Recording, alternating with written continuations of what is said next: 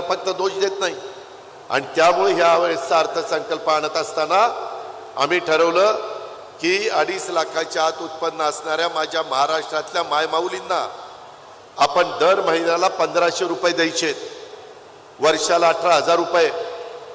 जुलैपासून कार्यक्रम सुरू केला, फॉर्म भरतायत, अजूनही फॉर्म भरण्याचं काम चाललंय। आया बहिणींनो, माय माऊलींनो, घाबरू नका, तुमचे फॉर्म भरून घेतले जातील। जरा उशीर होतोय परंतु तुमचा हक्क तुम्हाला मिळणार, तो कुणी हिरावून घेऊ शकत नाही। हा अजितदादाचा वादा आहे, मी तुम्हाला सांगतो, कुठेही मी कमी पडणार नाही। त्यामध्ये वाटेल ती किंमत मोजावी लागली तरी चालेल, परंतु माझ्या माय माऊलीच्या पाठीशी आम्ही सगळेजण उभं राहिलेलो आहे। मी आज इथं आलोय, आजपासून आमचा दौरा जनसन्मान यात्रा सुरू झाली आहे। कालच मी महिलांच्या करता 19 तारखेला रक्षाबंधन आहे, आमचा प्रयत्न चाललेला आहे। 17 तारखेला जुलै ऑगस्टचे पैसे जे नियमामध्ये बसतात त्या महिलांना आतापर्यंत तो आकडा 1.25 कोटीपर्यंत पोहोचलाय। कदाचित तो 1.5 कोटीपर्यंत जाईल, 2 कोटीपर्यंत जाईल, हरकत नाही, तो तुमचा अधिकार आहे, तो तुम्हाला मिळाला पाहिजे।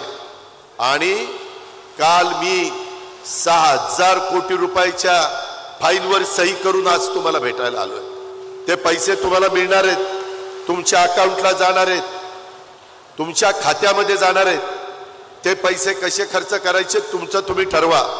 माझी विनंती आहे की तुमच्या स्वतःच्या करता काय जे लागत असेल ते घेण्याचा प्रयत्न करा। ह्याच्यातनं संपूर्ण माझ्या महाराष्ट्रातल्या बाजारपेठेला उठाव मिळेल।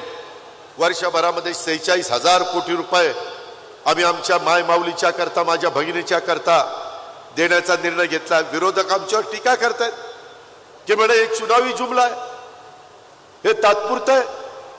मी माय माऊलींनी तुम्हाला सांगतो, तुमच्या ह्या सगळ्या मार्फत महाराष्ट्रातल्या जनतेला सांगतो, हे तात्पुरतं नाही।